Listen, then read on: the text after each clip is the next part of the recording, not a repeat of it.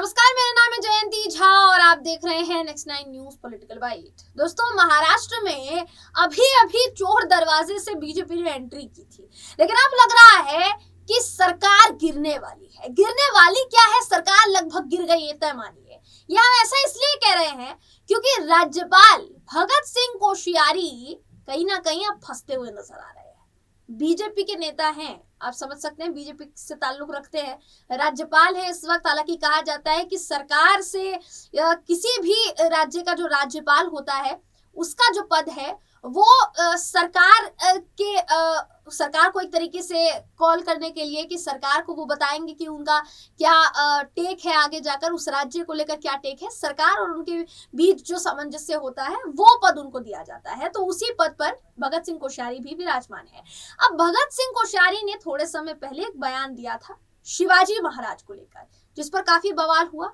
ना सिर्फ बवाल हुआ, बल्कि सबसे ज्यादा हैरानी की बात यह थी दोस्तों कि बीजेपी और शिंदे गुट, जिन्होंने मिलकर महाराष्ट्र में नई नवेली सरकार बनाई, उनमें एकनाथ शिंदे के पूरे गुट की जो बगावत है कहीं ना कहीं देखने को मिली बीजेपी से, क्योंकि उनको भगत सिंह कोश्यारी का बयान बिल्कुल भी रास नहीं आया और उन्होंने सीधे तौर पर फडणवीस को हड़का दिया कि आप इनको समझा लीजिए, अगर इस तरीके के बयान ये देते हैं तो हमें ऐसा राज्यपाल महाराष्ट्र राज्य में मंजूर नहीं है। तो जो गठबंधन हुआ था वो आपस में ही भिड़ गया। उसके बाद से अटकलें लगाई जानी शुरू हो गई, किसी भी वक्त सरकार गिर सकती है।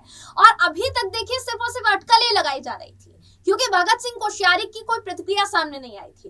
पर अब भगत सिंह कोश्यारी की ना सिर्फ प्रतिक्रिया सामने आई है, बल्कि उन्होंने बाकायदा चिट्ठी लिख दी है दोस्तों, जो कि सीधे तौर पर अमित शाह जी को भेजी गई है। गृह मंत्री अमित शाह जी को वो चिट्ठी भेजी गई है राज्यपाल भगत सिंह कोश्यारी द्वारा, जिसमें उन्होंने कहा है कि मैं सपने में भी शिवाजी महाराज का अपमान करने का सोच नहीं सकता, लेकिन मुझ पर जिस तरीके के आरोप लग रहे हैं, शायद अब मुझे अपना जो राज्यपाल पद है वो छोड़ना पड़ जाए। तो इस तरीके का बयान सामने आ रहा है। आप सोचिए कि राज्यपाल ने इस्तीफा देने की ठान ली है। राज्यपाल किसी भी वक्त अपना पद छोड़ सकते हैं और बीजेपी और शिंदे गुट के बीच जो कड़ी है वो राज्यपाल भगत सिंह कोश्यारी है।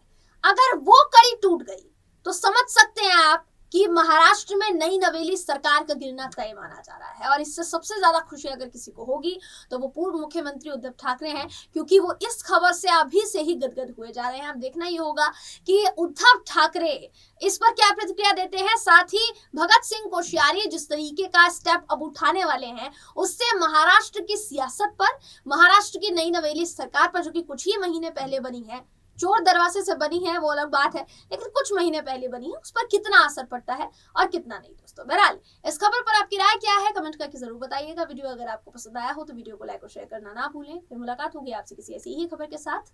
तब तक के लिए नमस्कार।